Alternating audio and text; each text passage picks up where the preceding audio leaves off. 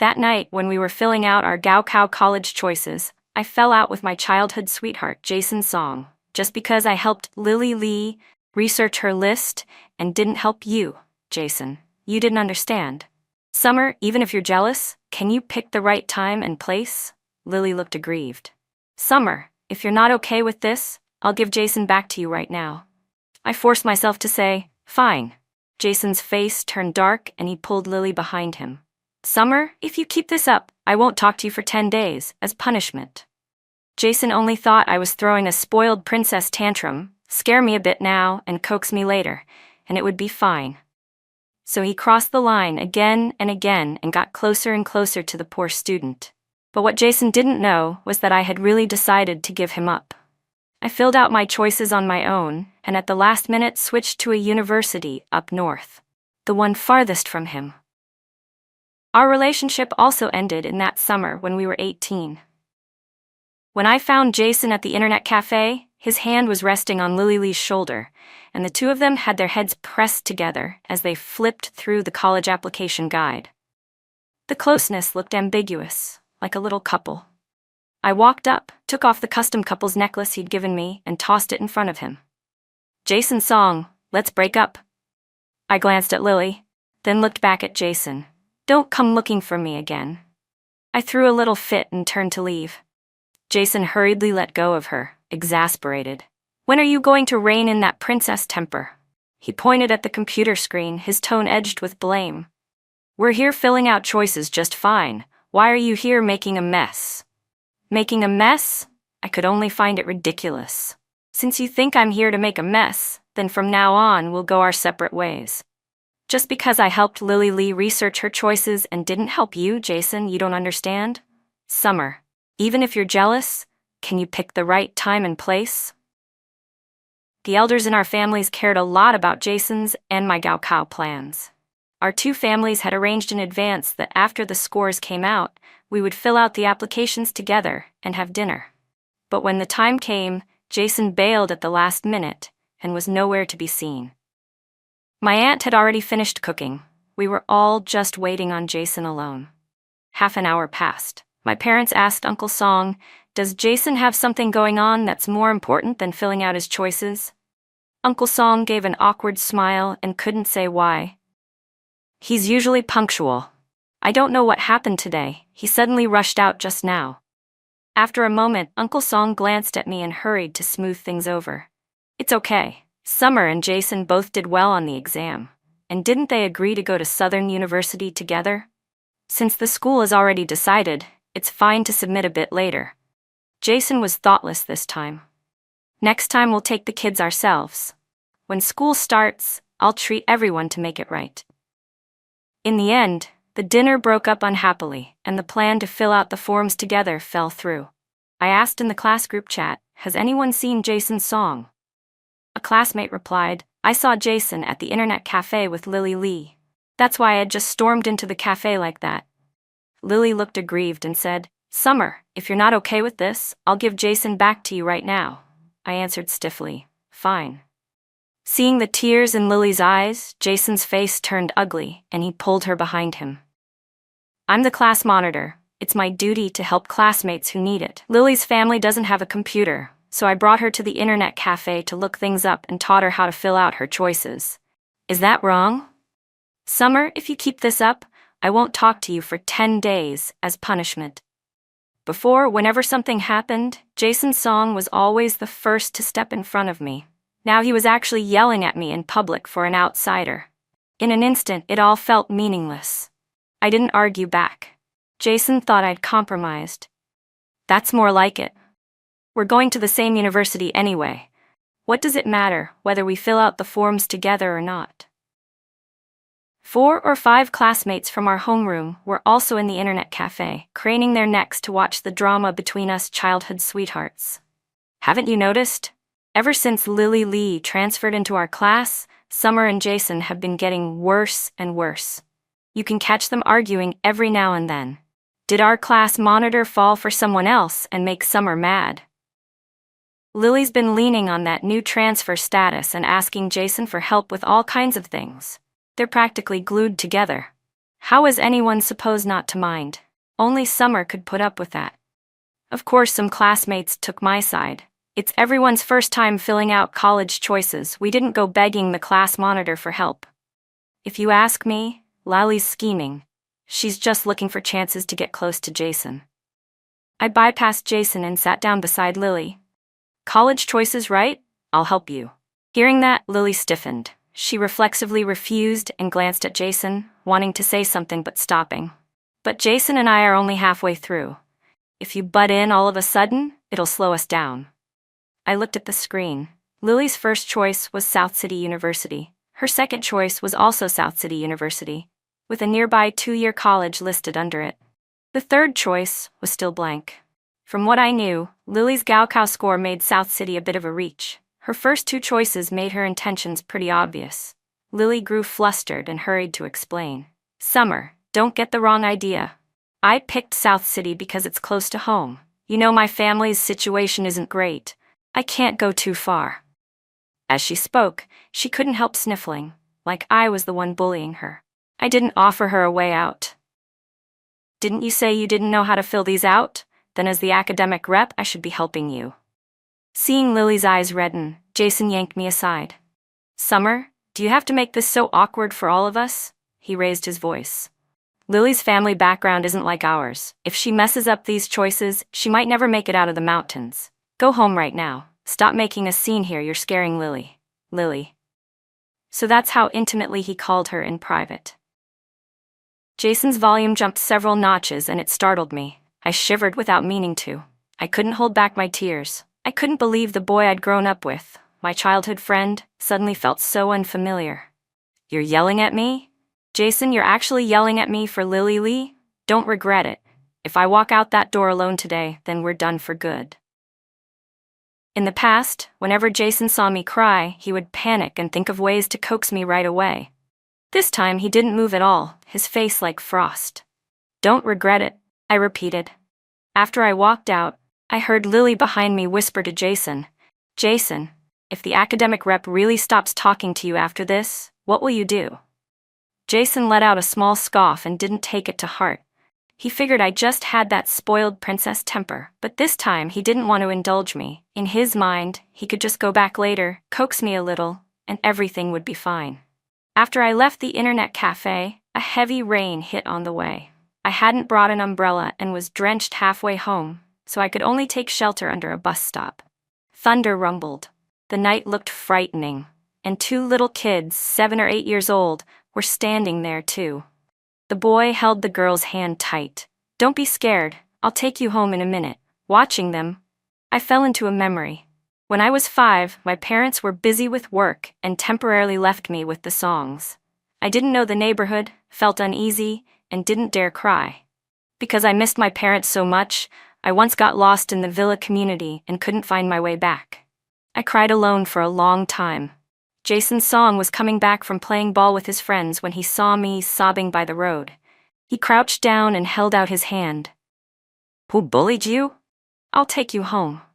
Don't be afraid. That day he held my hand and taught me to read the street signs and house numbers. Got it memorized? Next time, look for number 32, and you won't get lost. Worried I'd forget, Jason pointed to the osmanthus tree by their front door. When you smell osmanthus, you found home. I nodded and nodded. After that, afraid I'd wander off again, he would go out with me every time. But now it felt like everything had changed. I glanced back once toward the internet cafe and made an important decision in my heart. I stumbled home alone, a mess. Aunt Linda asked what happened, and all of a sudden I felt a wave of relief. I rushed out and forgot my umbrella, I said. Without even changing clothes, I went straight to the study. Dad followed me in, looking worried. Summer, what happened? There's a problem, I said. I need to make an adjustment. I shook my head. Dad, I want to go to Capital University. Dad looked puzzled. Weren't you and Jason planning to go to Southern University together? I didn't hide what I was thinking. Dad, Jason and I broke up. From now on, I want to try for Capital University. Dad was stunned for a moment. Your score is enough for Capital University? I nodded and showed him my marks, 30 points over Capital's cutoff. Dad lit up with joy, patted my shoulder, and said, Kiddo, getting into Capital and you didn't say? I'm so happy. Whatever you decide, I'll always support you. It wasn't just my family who didn't know. Jason didn't know either. My score could actually get me into Capital University. I'd only defaulted to Southern because of the promise I'd made to him. That night at midnight, I saw Lily Lee post a side profile photo of Jason at the computer. She wrote on her moments, "Our class monitor is so kind. He helped me fill out my choices and even treated me to a late-night snack. Please let fate smile on me. As a humble prayer for doing one good deed today, may I be admitted to Southern University." A little red dot appeared on the post soon after. I saw that Jason had liked it and commented, "Lily, you made me look so handsome. Save that pic." An unreasonable sourness rose in my chest. It hurt, and it wasn't the first time I'd felt this way. In the first semester of senior year, our homeroom teacher, Mr. Parker, brought Lily Lee into our class out of the blue. "This is Lily Lee," he said. "She ranked first through the township recommendation program. She just transferred to our class this term and has a lot to get used to." Back then, everyone was told to help her out more. When Mr. Parker stopped by Jason Song's desk with Lily Lee, he introduced them. "Jason is our Class 3 monitor. If you run into anything you don't understand, you can ask him." Lily politely reached out her hand, a little shy. "Hi, class monitor, please look out for me from now on." Before she even finished, her face visibly flushed. Jason nodded, and without realizing it, his ears turned red too. A bunch of classmates whooped. "Whoa, the monitor's ears are red. Now that's rare. The transfer student is so pretty, those soft, watery eyes who wouldn't be moved." Only when Jason said, "Quiet," did everyone stop talking. I quietly took it all in. Lily started running to Jason's desk whenever she had something, or nothing. One day after school, I'd agreed with Jason to get ice cream together. I waited at the school gate for ages and never saw him. When I went back to the classroom to check, Lily was holding a strawberry ice cream, tilting her head at him. "Class monitor, have an ice cream." The anger I'd been holding down burst out. "Jason, do you know how long I waited for you? And you're here eating ice cream?" Jason saw me and quickly pulled his hand back. "I was just going to find you." Lily asked me to wait a second. Lily flustered and explained, "Academic rep, I only wanted to thank the class monitor, so I thought I'd treat him to an ice cream." I suddenly remembered I'd made a plan with Jason at noon to get ice cream, and Lily had happened to be right there. Apparently that night she'd gotten there first and treated Jason. I snatched the ice cream from Lily's hand and tossed it into the trash. "Don't you know Jason's allergic to strawberries? And you give him strawberry ice cream?" Lily's naturally pretty peach blossom eyes filled with tears at once. "I'm sorry, class monitor. I didn't know. I didn't do it on purpose." She glanced at the ice cream in the trash. "That ice cream cost me 20 yuan. What a waste." Then she looked at me, voice catching. "Summer, do you have a problem with me? I feel like you don't like me." I didn't hide my feelings anymore. "You're not wrong. I don't like you." Seeing things escalate, Jason stepped in to stop it. "Summer, don't go too far. Lily just wanted to treat me to an ice cream. What's wrong with that?" That day, Jason protected Lily for the first time, stood on the opposite side from me, and we had a huge fight. We never did get ice cream. We gave each other the cold shoulder for a week. In the end, Jason came to my house with a bunch of different flavors and apologized until I finally softened. Once a crack forms between people, it's hard to go back. Ever since Lily showed up, Jason kept arguing with me for her again and again. We stopped going home together after school. When the bell rang, I waited for Jason like usual, and he said he had to tutor Lily first, just because I had a private tutor at home and Lily's family couldn't afford one. When he started putting Lily first in everything, I grew tired of what we had. My phone suddenly buzzed, snapping me out of it. One unread message. It was from Jason.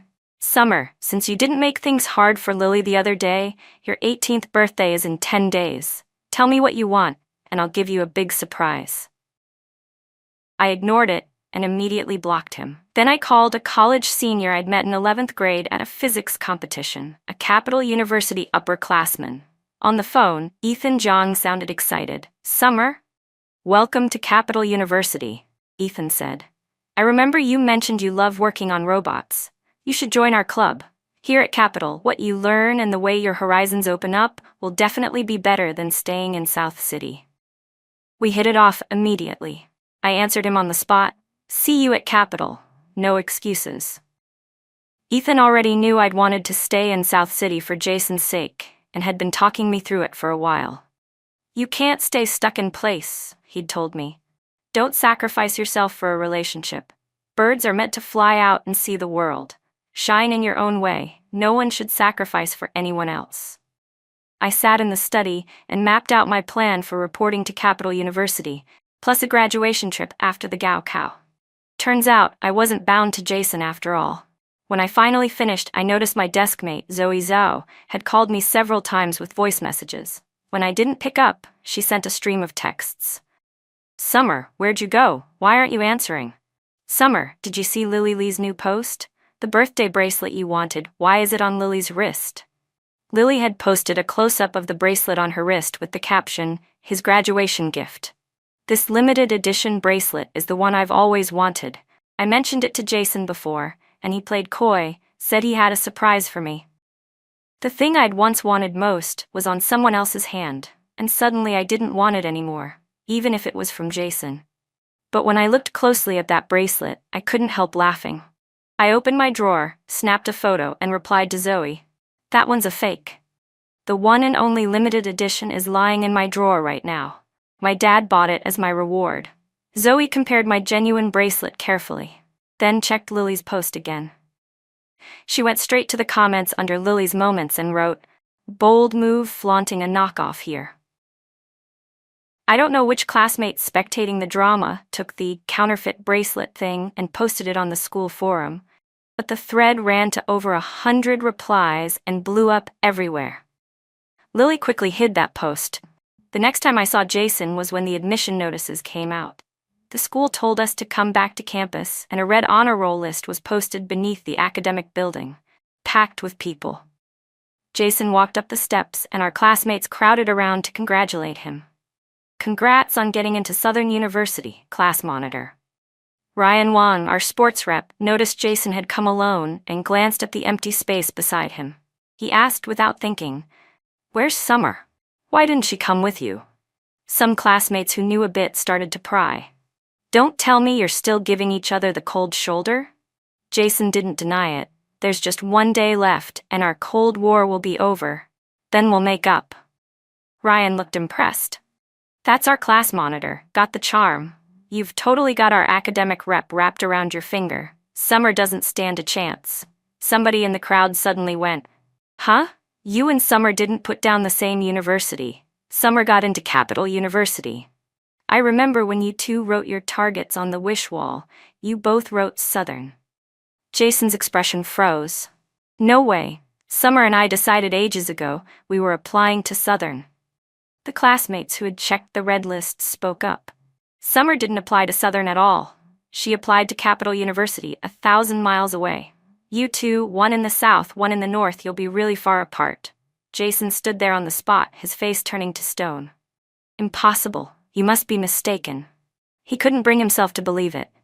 Jason squeezed forward to read the admission list, and the smile on his face froze in an instant. It was as if every sound around him vanished. A buzz rang in his head. He checked the names in our class again and again. Summer, Capital University. Impossible. We clearly agreed. After confirming it was correct, his face went ashen and he couldn't get a word out. The people around us didn't dare make a sound. I was late because I'd gone to the principal's office. "Yes," I said when I arrived. "I applied to Capital University." My classmates immediately crowded around to congratulate me.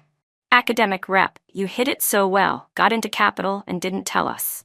Summer, you're the pride of Class 3, don't forget us when you're rich.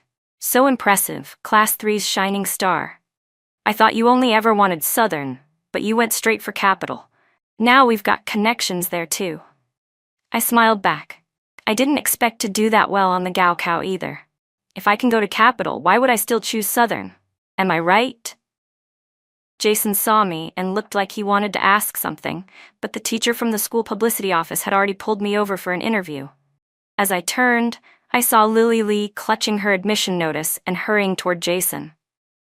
"Jason," she said, Even though Southern didn't accept me, my school is right across from your university. We can still meet up often." She lifted the notice in her hand. "Thank you for putting so much care into helping me with my choices." A small knot of onlookers hovered nearby. Jason's expression was awful, like a bomb ready to go off at the slightest touch. He ignored Lily and said flatly, "As long as you have a school to attend." Sensing something was off with his mood, Lily spoke softly. "Jason, my mom said she wants to thank you for helping me fill out my choices and would like to invite you to our home for dinner. If you don't mind us catching a leftover opportunity, I'll wait for you at the school gate this afternoon." Jason watched me disappear with the reporters and seemed a little at a loss. Beside him, Gavin Jung couldn't help asking, "Class monitor, you didn't get strung along, did you?" Jason stayed silent for a beat, then quickly shifted gears. "No. I know Summer. She's relied on me since we were kids. Even if she goes to Capitol, she can't bear to leave me." Seeing Lily, something seemed to click for him. If Summer wants to pull a big move, then I'll show her how mad I can be. He looked at Lily's retreating back and ran after her. "Lily, I'll come. I'll go to your house for dinner this afternoon." When my parents first left me with the songs, I was quiet and rarely spoke. Jason thought I was introverted, that we didn't communicate much, or that maybe I didn't like him. In first grade, the naughty boys at school often gave me nicknames and called me Little Deaf Girl. After school one day, Jason called after me and I didn't hear him. He caught up, a bit upset. "You ignore classmates at school, fine, but why are you ignoring me when I call you?" I read his lips and hurried to explain. "I got too wrapped up thinking about homework, I didn't notice you." Jason tapped me lightly on the head. "Dummy, then I'll just have to run and catch up to you." Until one day, when the housekeeper went out to buy groceries and forgot to turn off the soup on the stove, my secret couldn't stay hidden. When smoke started in the kitchen, Jason smelled the burning and rushed downstairs, shouting at the top of his lungs, "Summer, run!" In the chaos, when I saw the flames roaring, I was at a total loss and hid in a corner. In a panic, Jason rushed over, dragged me under the osmanthus tree, and called the fire department. Afterward, with a mix of scolding and fear, he said, "Summer, do you know how dangerous that was? Why didn't you answer when I called you? Were you terrified?" When I saw a lot of people coming into the yard, I told Jason the truth, trembling. "I'm sorry. During Spring Festival back home, firecrackers damaged my ears and I couldn't hear for a while. I was afraid you'd look down on me, so I kept pretending I could hear." From then on, Jason never let me near the kitchen. Because of this, he asked Uncle Song to arrange a hospital surgery for me, and my hearing slowly came back. When I came out of the operation, I truly heard Jason's voice for the first time. He pointed at his ear and gestured in front of me. "Summer, can you hear?" I nodded obediently. That day he told me, "You don't have to pretend, the real you is just fine. From now on, this is your home." Jason and I grew closer and closer. We went to and from school together every day, and other kids envied us. When I reached middle school, my dad came back to take me home, but I was already used to living with the songs and couldn't bear to leave. I set a condition and cried as I begged my dad, could he let me stay until I graduated middle school? "If I get first in the whole school on the high school entrance exam, will you let me keep living in South City?" Dad had no choice but to agree. So I studied like crazy every day, asking teachers questions whenever I didn't understand something. Jason even complained that all I did was study and I ignored him. That year, I lived up to it and took first in the entire city. Dad moved his company back to South City and bought our family a house across from Jason's villa community. When Dad brought me home, Jason helped me pack and joked, "You're suddenly so far from me. I'm not used to it." A moment later, he got very serious. "Summer, let's get into the same university, okay? That way we'll never be separated." I nodded and agreed. "Then let's aim for the most famous school in South City University, all right?" That summer after the entrance exam, Jason took me to visit South City University. We took a photo together at the gate and promised to come back in 3 years. A teenage girl's secret hopes grew wild in that moment. But ever since Lily Lee appeared, everything changed, and our relationship ended in the year after she came. After the interview, I went to our homeroom teacher to pick up my admission letter and got back to our neighborhood gate around 10. As soon as I turned on my phone, I saw Lily's new text post. He looks a little cute when he's drunk. Those ambiguous lines read like a triumphant claim. From far away, I saw Jason leaning against that same osmanthus tree. I was about to take a detour when he called out to me. I stopped. Even from a distance, I could smell the alcohol on him. I sniffed. "You've been drinking."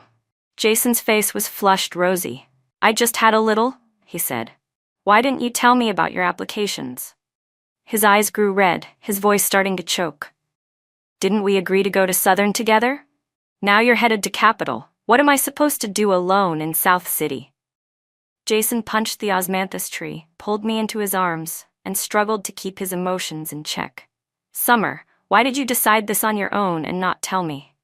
I shoved him hard and let everything I'd been holding in explode. "Weren't you the one who said we should each fill out our own choices? It's not like Southern is the only school for me. I'll choose wherever I want. You don't get to control me." Jason staggered back a couple of steps and gave an awkward laugh. "So at the end of the day, you're still jealous because I helped Lily Lee with her applications. Can you be a little more generous?" He looked aggrieved, came over, and slowly took my hand. In the past, whenever we fought, he'd come make peace by holding my hand. If I didn't pull away, it meant I'd cooled off. This time, I pried his fingers open one by one, ruthless and final. "Jason, this is where we end."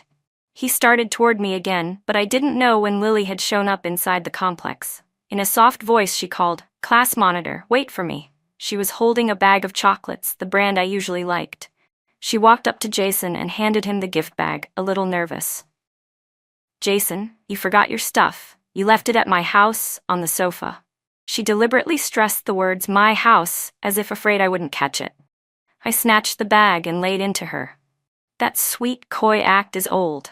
Time to change it up, and please don't insult my intelligence with those pitiful theatrics." Jason didn't follow me this time and didn't respond to Lily either. I shoved the chocolates back at him, and an envelope slipped out, a love letter addressed to Jason. He blurted, flustered, "The chocolates are the ones I bought for you. The letter isn't from me." I smiled and stuffed the letter into his hand too. "It's from Lily. She's confessing to you. Go ahead and answer her." As I turned to leave, I told him, "Jason, I don't like chocolate anymore." On the day of my 18th birthday banquet, I didn't invite Jason, but he showed up anyway. He took out a gift box, his voice gentle in a way I hadn't heard in a long time. "Summer. Happy 18th. This is a custom summer bracelet. There's only one in the world. It stands for how I feel about you." During dinner, while our families talked, Uncle Song stood up to speak, full of feeling. He congratulated me on getting into Capitol. "I've watched Summer grow up, and she's only become more outstanding. If only our Jason had scored a bit higher, they could have gone to Capitol together, then he could hold on to such a wonderful girl." I understood the implication and picked up the thread. "Uncle Song, those childhood promises don't count. Jason is excellent too. I wish him success in his studies and that he finds a girlfriend soon." The deliberate distance was clear. Jason's face grew darker and darker as he lifted his cup to toast everyone. I slipped out to meet my Capitol University upperclassmen. Ethan lived in the same villa community as we did, and when he heard I was having a half birthday banquet, he came by to congratulate me. I ran up, excited. "You're here, Ethan." Jason was standing at the window, scowling. On the stairs, his big hand yanked me into the stairwell. "Who is he?" he demanded. I didn't hide it. "A senior from Capitol." Jason's grip on my hand tightened, his voice cracking. "So you changed your application to Capitol for him? Turns out you're the one who changed your mind. You picked fights with Lily just to make an excuse for your wandering heart, and I felt guilty for so long." Jason never understood that his neglect of me for Lily, time after time, had led us here. I provoked him on purpose. Yes, I went to Capitol for him. Why should I wrong myself and stay in South City for you? Go to your Lily. Keep being the good guy. Before the semester started at Capitol, we moved out of the villa we'd lived in for 3 years and went back to North City. Everything felt new. My parents took me to Hainan, and then we traveled together in Beijing for a while. We were climbing the Great Wall when a neighbor called my dad to say Jason had come by that morning looking for me. I checked the security footage. Jason rang the bell over and over, trying the door, but the realtor told him the villa was already listed for sale. The daughter of the original owners got into Capital University, the agent said, and the whole family left early to help her settle in. Jason stared at the shut door, the place dead quiet. The bustle and memories seemed to dissipate in an instant. When freshman year began, I adjusted quickly to the pace at Capital. Aside from the dry weather, everything was fine. I stopped deliberately asking about Jason, though sometimes I'd see chatter in the class group. Lily had enrolled at a junior college right across from Jason's university, but he seemed like a different person and ignored her completely. Some said they'd run into him at Southern. As a first year, he was already talking about grad school, and even changed his status line to, "See you at Capital in 4 years." Ethan knew I wasn't used to the climate and that my skin was dry, so he often brought me skincare products. "These are the brands the girls in my class use," he said. "Give them a try." I accepted them politely. "Thanks, Ethan." Ethan brought me into the robotics club where I met a lot of upperclassmen who all looked out for me. Our team was developing a senior care service robot, so outside of class we were often running to the lab. On Christmas Eve, we worked late until 11, and a light rain started. Ethan said, since I hadn't brought an umbrella, he would walk me back to the dorm. From a distance, I saw a familiar figure downstairs. Rain had soaked Jason, but his eyes were scanning each passerby. He stood under the women's dorm with a large bag, using his jacket to shield it. When he spotted me, he lit up and headed over, only for his gaze to fall when he noticed Ethan behind me holding the umbrella. "Summer, are you doing well? I came to see you."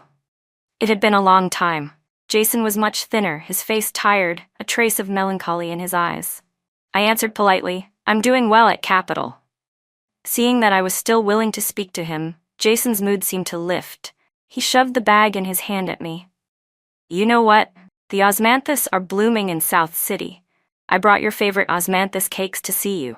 If you're free tomorrow, let's go out to eat, okay?" It was like he'd used up all his strength, desperate for my answer. In his eyes there was a sincerity deeper than any time he'd tried to make peace before. But I remembered when we were 7 and Jason secretly took me out. We used our pocket money to buy osmanthus cakes and ate them under the osmanthus tree by the door. 7-year-old Jason dreamed out loud, "Summer, when we grow up, will we still sit here eating osmanthus cake together?" I laughed and said, "Of course, we'll eat so many osmanthus cakes and never be apart." The sweetness of those pastries and those childhood promises felt like yesterday. In the past I would have softened already, but the prettier the memory, the sharper the hurt. It felt like Jason and I couldn't go back. Right in front of him, I tightened my hold on Ethan John's arm and stated it again, clearly. "Jason, I have a boyfriend now. Don't come to Capital to see me anymore. My boyfriend will get jealous." Jason froze where he stood, his voice trembling. "Since when are you dating? How do I not know? You're lying to me, right?" He kept shaking his head, refusing to believe it. I squeezed Ethan's arm harder, a silent plea. Ethan slipped an arm around my shoulders, his tone indulgent. "Knew it, you still care about me." I tilted my head at him. "Well, you are my boyfriend." Ethan stepped forward and told Jason, "The one closest to the water gets the moon. You missed your chance, so please bow out with some grace. I don't want you disturbing my girlfriend again." Rain pattered against the umbrella rim, every drop loud. I pulled Ethan along, but Jason called after me once more. "Summer, do I have no chance?" I shook my head without looking back. He pressed the bag into my hands. "I brought this all the way to North City from 1,000 miles away. Keep it." This time, I didn't refuse. The rain came down harder. Ethan and I squeezed under the umbrella and walked back to the dorm. Jason broke down where he stood, alone. When we were a good distance away, I let go of Ethan's arm. He tapped me lightly on the head. "So now you're cracking jokes with me? Aren't you afraid I'll take you seriously?" I smiled. "Your acting was pretty good." As we chatted, I opened the bag Jason had brought from South City. Inside were fresh osmanthus cakes and a delicate pink photo frame holding the picture we took at Southern University's gate after the entrance exam. Ethan stopped walking, The lazy lilt he usually had was gone. "We put on the act," he said softly. "Could we have one chance to make it real?" My breath hitched, my heart thudding. "I'll think about it." Jason's and my story ended in the height of that 18th summer. I needed to keep going and start a new life.